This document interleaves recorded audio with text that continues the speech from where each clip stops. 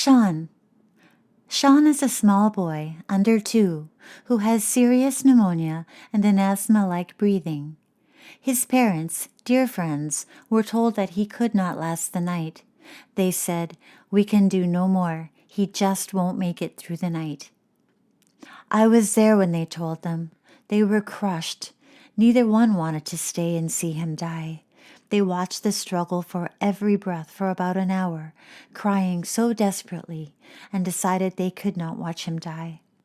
I offered to stay the night with him if they could not. They gratefully accepted and kissed him and went home sobbing. I got down on my knees by the crib, put one hand on his forehead, and held his hand and started praying with all my heart. I changed positions to sitting and standing, but kept my hands on him and asked the Lord to spare him. I had never prayed like this before, but I felt I must continue. About 4:30 in the morning, his breathing started slowing down. I was sure little Shaun was going, but I kept praying with every fiber of my being.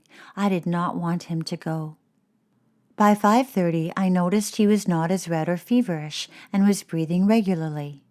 2 nurses came in to see if he was still alive. They were shocked to see him sleeping peacefully and breathing easier. When they left, I started praying Thanksgiving prayers and believed he would make it. By 6:30, Shaun really looked and sounded better. I thanked God with all my being until the parents came at 7:30. They could not believe what they saw. The nurses had told them that I sat there all night praying. I went home to sleep and woke up about 2 p.m., then phoned to see how things were. They said he was sitting up and taking nourishment. When I drove in to see for myself, the parents were so excited and happy. I was given credit for saving his life, but that was so wrong. Shaun grew up to be an extraordinary, gifted, and sensitive boy. He was already volunteering in his early teens and had none of the normal teen rebellion or problems. His time was spent helping at food banks and the Salvation Army.